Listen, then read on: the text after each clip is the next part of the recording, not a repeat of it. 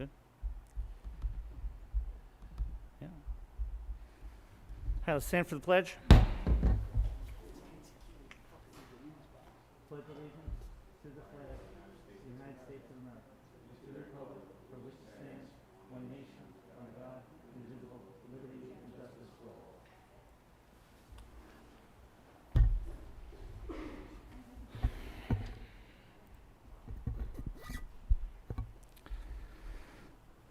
Good evening. Board President to advise members of the audience that they may address the board regarding agenda items after the superintendent's report. Only those members whose names and addresses are listed on the sign-in sheet available prior to the start of the meeting will be recognized during new business. The chairperson will limit discussion of any item by the public to 3 minutes in order for the board to expeditiously conduct its business. Mr. Dolan. Good evening, ladies and gentlemen. Really, we're open, we're moving forward. I would like to point you in the direction of sometime in about a week and a half, we're going to be posting a video that's going to address some of the long-range concerns moving forward.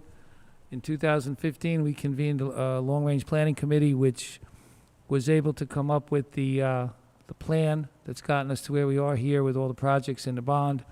The video will show what we've done. And at the end of the video, there are several areas of concern moving forward that we need to address. We have to look at our declining enrollment. We have more capital projects that need to be done. We want to look at our delivery of instruction, as the kids that are in school today will be working well into the 21st century, 2060, 2070, and beyond. And we want to also address the long-range maintenance plan.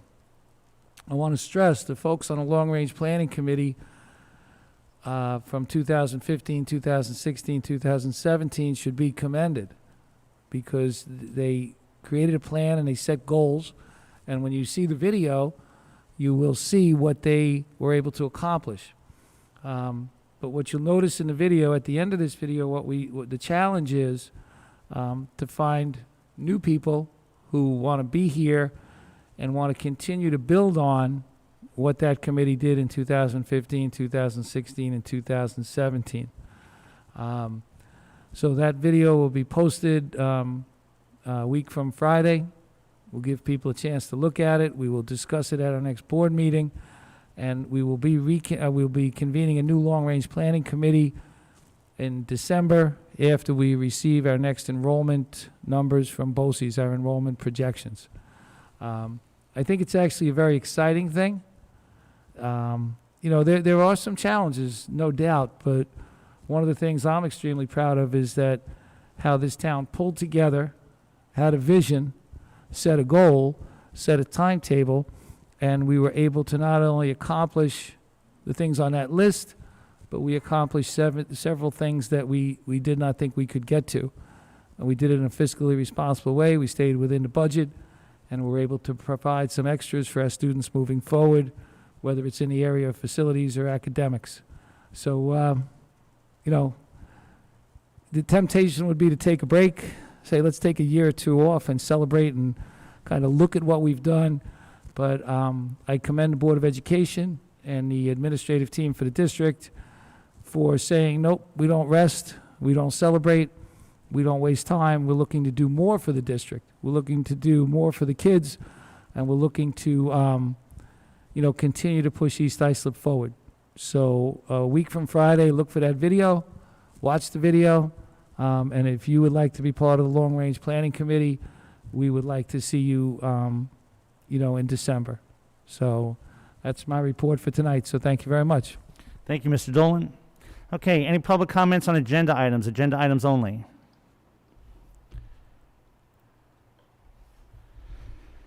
.1, be resolved that upon the recommendation of the Superintendent of Schools, the Board of Education approves the resignations, terminations, leaves of absence, position abolitions, employment appointments, tenure appointments, and salary changes in accordance with applicable provisions of education law and civil service law as cited in the certified personnel attachments. Can I get a motion? Motion. Second. Discussion. All in favor? Aye.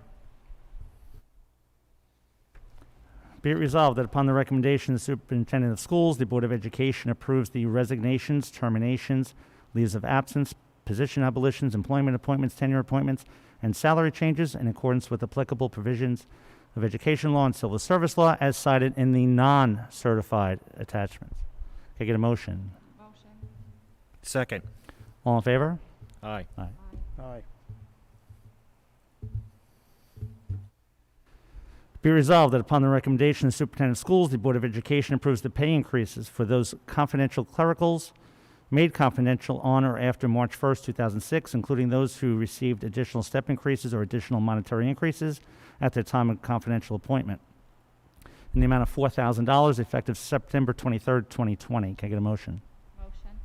Second. Discussion? All in favor? Aye. Consent agenda. I believe we're going to remove 9.15, the appropriation changes. So be it resolved that upon the recommendation, be it resolved that the Board of Education, upon the recommendation of the Superintendent of Schools of the Board of Education, approves the consent agenda items 9.1 to 9.4 and 9.16 in accordance with the action presented for each item. Can I get a motion? Motion. Second. All in favor? Aye. Aye. Aye. 9.15, be it resolved that upon the recommendation of the Superintendent of Schools, the Board of Education approves the attached list of appropriation changes for the 21-22 school years. Can I get a motion? Motion. Second. Mr. Harrison, what are the changes in this one? I'll first address the 21-22 changes, which there are only one, to cover an order of additional books for the library.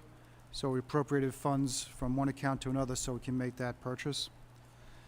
As it is normal for this time of year, we're closing the books from 2020-21, and there are year-end adjustments we made to cover any accounts that may have, and mostly they're salary codes, because people move from during the budget process to when they actually work in the school year. So we're moving salaries from one code to another to cover these expenditures. So those are the bulk of the changes for 2020-21. Thank you. All in favor? Aye. Aye. Aye. Any old business? Old business? No? No old business? All right, new business. Mr. Manzo, there's a field trip? Yes, we have a group of students participating in NISMA, and that's coming up, I believe, in November. I'm trying to pull this up. December 2nd through December 5th. So we're requesting permission to have our students participate in NISMA. Great. Awesome. Any other new business? I had new business. I just wanted to thank Mr. Manzo for the 9/11 ceremonies that were held on the field for both the middle school and the high school. They were excellent events that were put together, and I appreciate all his efforts that he did for that, and I think the community did as well. So thank you. Thank you. Thank you. Thank you, Mr. Manzo. Also, I know the Meet the Teachers were virtual. It's not optimal. Obviously, there were going to be issues with COVID and maybe cleaning the desks and everything after the Meet the Teacher if it was in person.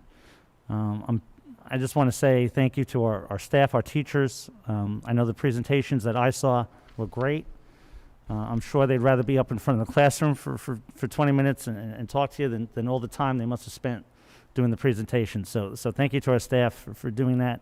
And hopefully we look forward to our parents meeting their teachers whenever that's possible. So thank you again to our teachers. Any other new business?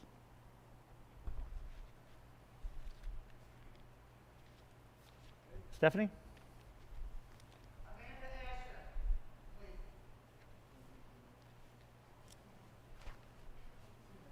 Start the clock.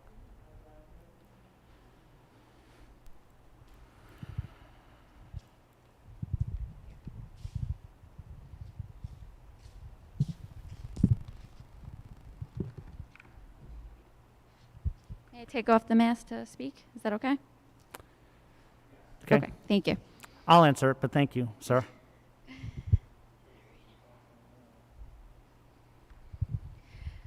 trust me, we don't want to be here. But we're fighting for our children. So I want to bring it back. Bring it all the way back to the Constitution and the Bill of Rights. And like we said earlier, hold on. We hold these truths to be self-evident, that all men are created equal, that they are endowed by their Creator with certain unalienable rights, that among these are life, liberty, and the pursuit of happiness. The 14th Amendment was ratified July 9th, 1868. In it states, "No state shall make or enforce any law which shall abridge the privileges or immunities of citizens of the United States, nor shall any state deprive any person of life, liberty, or property without due process of law, nor deny any person within its jurisdiction the equal protection of the laws." Kicking it old school. Liberty, according to Merriam-Webster, is the power to do as one pleases. It's also the freedom from physical restraint, freedom from arbitrary or despotic control, and the power of choice. So when I hear that, to me, it sounds like our liberties are being infringed. And our children's, obviously. So I just want to talk about that briefly. Everyone thinks we're crazy. There's dozens of mass studies. This is just one. This study here, it's written by Kai Kizimesky, Paul Gaboni, and Oliver Hirsch. And the cover says, "Is a mask that covers the mouth and nose free from undesirable side effects in everyday use and free of potential hazards?" So they basically looked at a lot of studies. They did basically a meta-analysis. There was a total of 65 scientific papers on masks qualified for a purely content-based evaluation. These included 14 reviews and 2 meta-analyses. Of the mathematically valuable, groundbreaking 44 papers with significant negative mask effects, 22 were published in 2020, 22 were published before the COVID-19 pandemic, and of these 44 publications, 70% were experimental nature and the remainder were observational studies. 30%, most of the publication in question were in English. Hold on, I'll just skip that. 30 papers referred to surgical masks, 30 papers related to N95, and 10 studies pertain to fabric mask. And there's a lot in here, but I just want to go over a couple of different points because it's like a 40-page study. As early as 2005, an experimental dissertation demonstrated that wearing surgical masks in healthy medical personnel leads to measurable physical effects with elevated transcutaneous carbon dioxide values after 30 minutes. The role of dead space volume and CO2 retention as a cause of the significant change in blood gases on the way to hypercapnia, which is still within the limits, was discussed in the article. Masks expand the natural dead space outwards and beyond the nose and mouth. Mask wearers as a whole show a striking frequency of typical measurable physiological changes associated with the mask. And there's a lot of data, but let's see, I don't want to say too much, but I'll read this one paragraph. The documented mask-induced changes in blood gases toward hypercapnia, which is an increased carbon dioxide and CO2 blood levels, and hypoxia, decreased oxygen and O2 blood levels, may result in additional non-physical effects, such as confusion, decreased thinking, ability, and disorientation, including overall impaired cognitive abilities and decrease in psychomotoric abilities. This highlights the importance of changes in blood gas parameters as a cause of clinically relevant physiological and neurological effects. In an experimental setting with different masks, a significant increase in heart rate, decrease in oxygen saturation with an increase in skin temperature under the mask, and difficulty breathing were recorded in many. They also observed dizziness, listlessness, impaired thinking, concentration problems, which was also statistically significant. Masks also interfere with temperature regulation, impair the field of vision, and of nonverbal and verbal communication. Ma'am, if you can finish your point, your 3 minutes has been up. Wow. So I know. I'm like you the have a only lot one of data. speaking today. There's a lot of data that we could read. So if you can. Wow. Okay.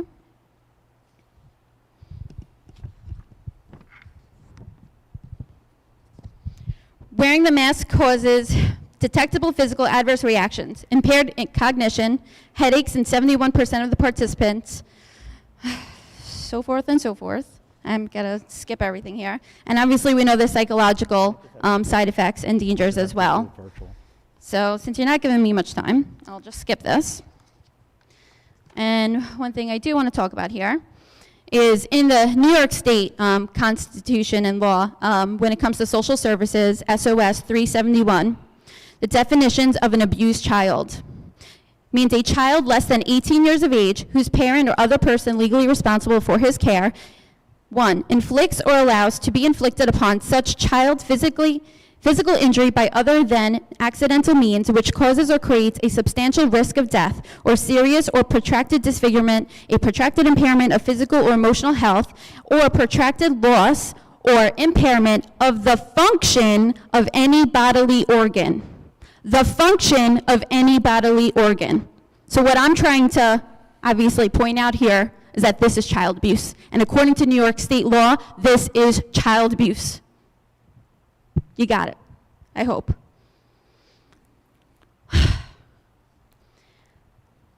Someone's on her way. Hopefully she'll make it here before I'm done.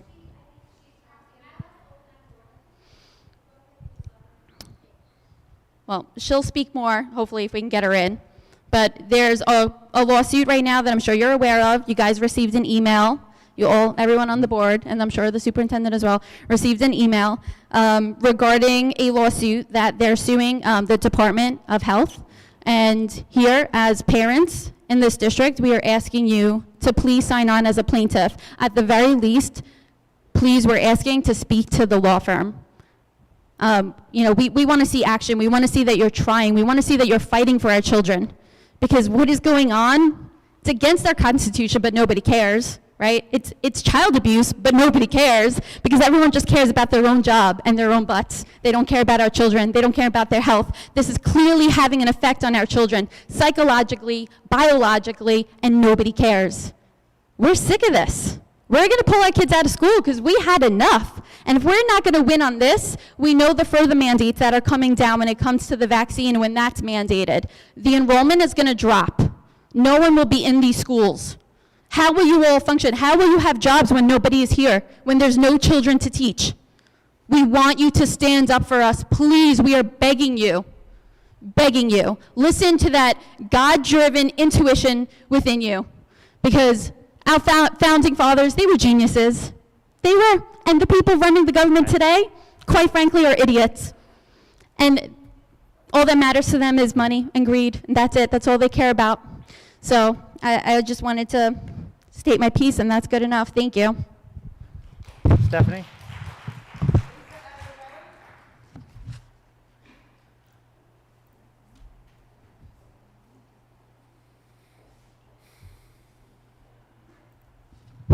Hello.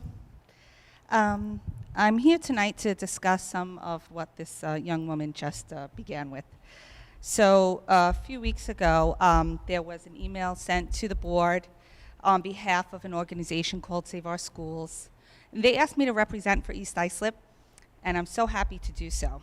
So the letter, which was sent on September 3rd, had stated, and it was sent to the president, Christopher Zachary, the vice president, William Karpluk, Michael Dorgan, Stephen Ruland, Joanne Walsh, and also to the district clerk. And it stated that there is a lawsuit that has been taken up by 2 school districts. And now that's growing. We're so happy to hear that.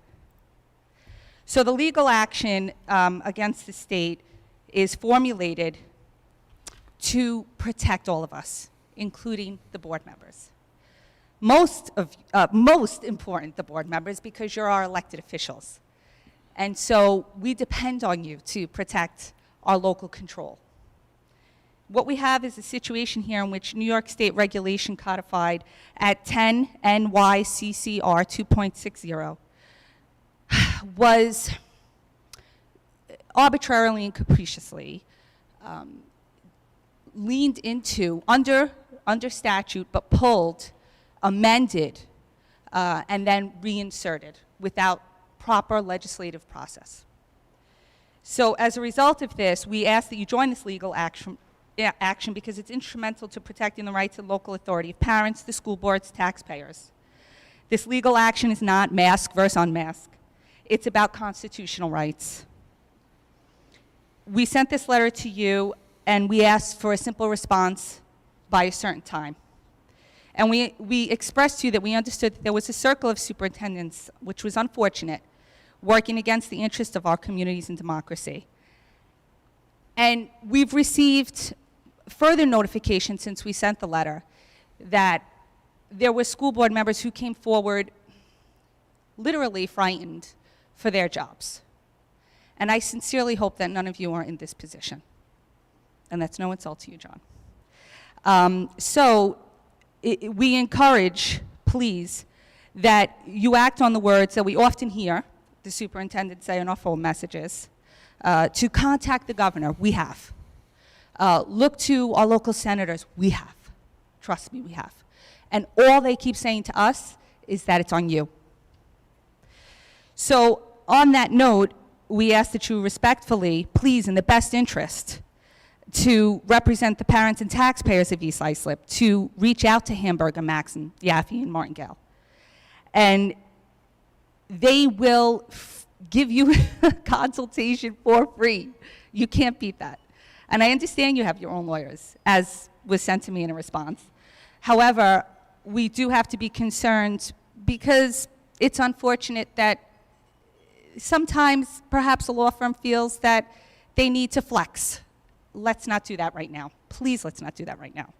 Let's rely on what they're doing and listen to them and try the best that we can to do everything we can to make sure that there isn't this type of government overreach into our local lives. I mean, look at you. You're sitting here with masks on. We know internment camps. We grew up with that type of study, which the children today really aren't. We know about Nuremberg trials. The FDA just released their 167th annual committee on vaccination. It was, to say the least, pushing for investigations. They voted down the booster to the vaccine 16-2. They reported that Israel, though 90% vaccinated, has huge outbreaks of COVID, whereas Uttar Pradesh in India that chose not to vaccinate has now declared themselves COVID-free. We really need to look at that science. And what we're doing to the children with the masking, it's not healthy. And I know that each and every one of you here see that. I know you do. But we need you to stand up for us. And if they're telling us at the top, the senators, the assemblymen, and the legislators, that it's in your hands, then that's what we have to believe. On another note, even if we sent our kids back to school, God willing, no masks, right? And no fear of a mandated vaccine, that could harm them, because as the FDA reported, one of the case studies was on a young 12-year-old who received the vaccine and is now paralyzed for life. And this was buried, and now they're pushing for an investigation into that. They also learned that they gamed some of the studies. This is horrendous. But even if we sent them back, do we have to worry about what they're being taught in the classroom? And that is another branch of concern. It's my understanding that a few weeks ago, a parent asked whether or not critical race theory was being taught here. And they were told no. Okay. Well, I have to ask you this then. What is this? What is this? Do we know what this is? This is the New York State Education Department's culturally responsive, sustaining education framework, distributed in 2018 and enforced in districts all across the state. So if you're saying that you're not engaged in this I want to know. Are you engaged in culturally responsive, sustaining educational framework? I don't know Yes? what that is. No? What, I don't know what you're referring to in that book. I've never seen that book before. You've never I seen don't know this? if our staff has seen that book. So You've never seen It's hard to this? say I've never seen it, no. Okay. Okay. No culturally responsive, sustainable teaching going on in East Islip schools? No? Okay. I'm sorry? Yes, I'll leave this with you. This is only half of the packet, but you can certainly access it through the website. And I'll just go over quickly what it promotes. Oh, ma'am, we're going on 10 minutes on, so we ask you to be to start reading that book now. Oh, Mr. no, no, Mr. no, Dolan no, will, there's we'll no go through reading. it with you. There's no and reading. see if it, and It's he'll just, be this able is to tell very you important for the if it's part of community. the curriculum in East Islip. So I will tie it up quickly, but I will say that it clearly states throughout here, for example, on page 6, that the new curriculum in New York State since 2018 needs to support culturally multi-pluralism and no more assimilation into American values. It states that children need to become trained agents of social change. And then it continues to say that they need to be taught more about their cultural diversity, identities, sexuality, and how that's an important lens of learning and not really rigor. This goes on and on throughout this document. This document is not beneficial to diversity, equity, and inclusivity. That sounds so wonderful. What it is teaching children is about only loving their identity, only in tribalism, and exploring sexual identities that are not healthy. So I will leave this with you, and I will just ask again, please, that you consider the lawsuit, consider what is taking place at the top levels, the New York State Education Department. Consider that the NEA, the National Education Association, which the teachers' unions fall under, have also endorsed this type of training. Please be very careful about even the Long Island Consortium for Excellence in Equity and what they're pushing as well. And look into your budget lines. Are you spending money on this? It's very, very serious. Thank you so much for your time. Stephanie?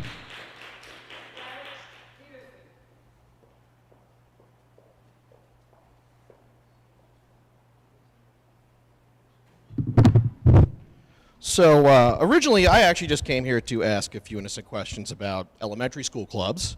But after these comments, I want to make it clear that these folks do not, in fact, speak for the entirety of the East Islip community.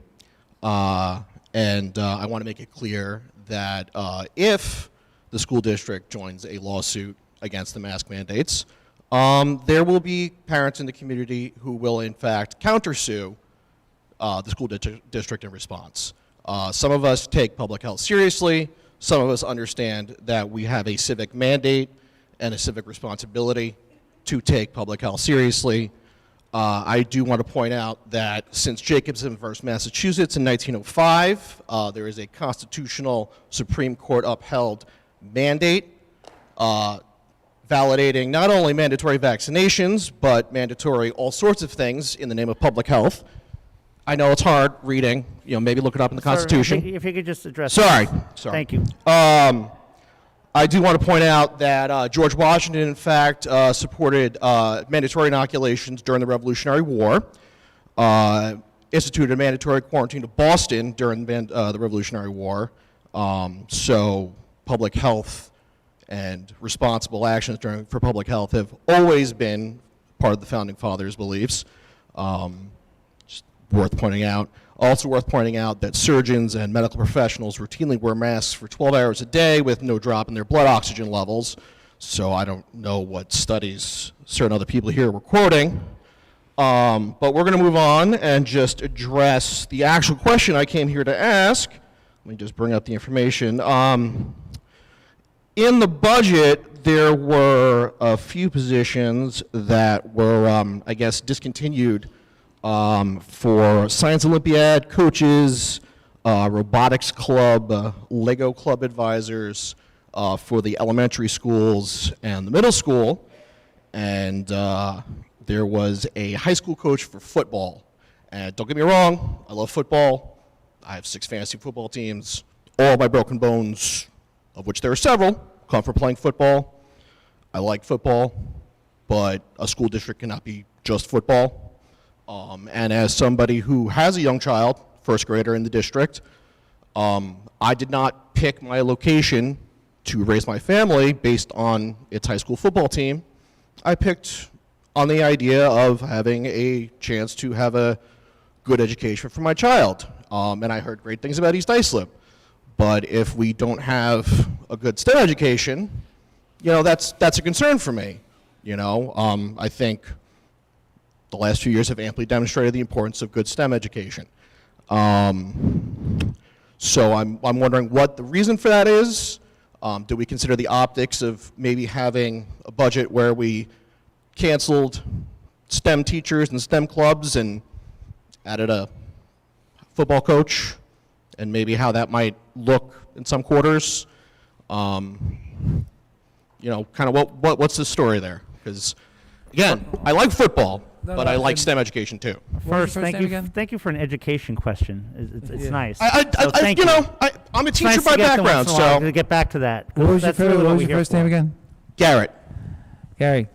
And this one is, it's more logistical than anything else. First of all, we didn't hire a new football coach. One left and we replaced another. Okay, fair enough. That was just and he, quite honestly, we would have liked to have replaced him in the summertime, but we had to get all his paperwork in. The clubs, the history with the clubs was we were negotiating a contract with the teachers, and we were actually looking, and it just was a goal. We were adding things in, but we built the budget in March. We had to submit the budget in April, and we didn't have a final contract until June, so we couldn't budget. We created new clubs. We're looking to bolster clubs, and we didn't budget for them, and quite honestly, we never should have put them on the agenda, but we did. We pulled them back. But one of the things we were talking about tonight is we're looking to find the money, we're looking to find the funds to do this club. We have to be careful. We as the year goes on, what we're hoping to be able to do, is possibly start them a little later on in the year. Now, I will also say we have worked very hard over the last couple of years, and foundationally, when we did the bond, we did a lot of construction. Roofs on all the roofs on all the buildings, but a lot up here at the high school, middle school, and outside. But at the elementary level, what we have worked very hard to do is, 6 years ago we had one librarian for 4 elementary schools. We're back to 4. We have guidance counselors now at the elementary. We have reading support in our list teachers, literacy support with our list teachers. So we have systematically really worked. Wait, what? Oh, we have STEM programs now. So we have added back at the elementary a tremendous amount of academic stuff. This was a mix-up, I think, on my part, and I apologize for that. And we spoke about it. We're gonna look. We have to watch and see. We'll have an idea after the holidays where we're at spending-wise. But it does bode well for the future that we have. We restarted the robotics the robotics program. We got rid of it in 2005. We restored it, and we added in as part of the curriculum at the middle school. So, we have worked hard to revamp, the curriculum, and this was a mistake that I apologize for, but the board talked about it last night, and we're gonna revisit it after the holidays, see where we're at, because we're never sure what spending could happen. I mean, last year we got hit with some crazy expenses. Yeah. I think if we don't get hit with some crazy expenses, we may be able to do a pilot program, because there are also logistical issues that, we all said, rah, let's go do it. But the boots on the ground people who have to implement these clubs and run them and make sure there's supervision, we got a little bit ahead of ourselves, so I apologize. But they are on the docket, they're in the hopper, and we will, moving forward, they're there, which is good. So I apologize for that. No, that's fine. Like my son is at Connecticut, and he got the tour, and he was really excited at the little science classroom they have there. So, seeing that those programs where those clubs were canceled, I was like, wow. I hope that's not gonna, kind of take something away that he had. Especially kids at the elementary level have a lot to look forward to here, because we really are revamping, the instruction, delivery of instruction. We didn't think we were going to have a computer for every kid until 2025, and everybody has one. And so it's an exciting time, but this would fall under, I think, growing pains. And I apologize for that. All right, thank you. You're welcome. Thank you. Stephanie? That's all? Okay. The next Board of Education regular business meeting will be held on Thursday, October 21st, 2021 at 8 p.m. For those at home, that meeting may be virtual only. If it is virtual only, you can submit your questions, not necessarily statements, prior to the meeting, and we'll read your questions.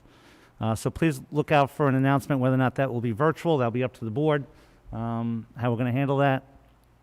So that, again, the October 21st meeting may be open, may be closed. We'll discuss it after tonight, and we'll take it from there.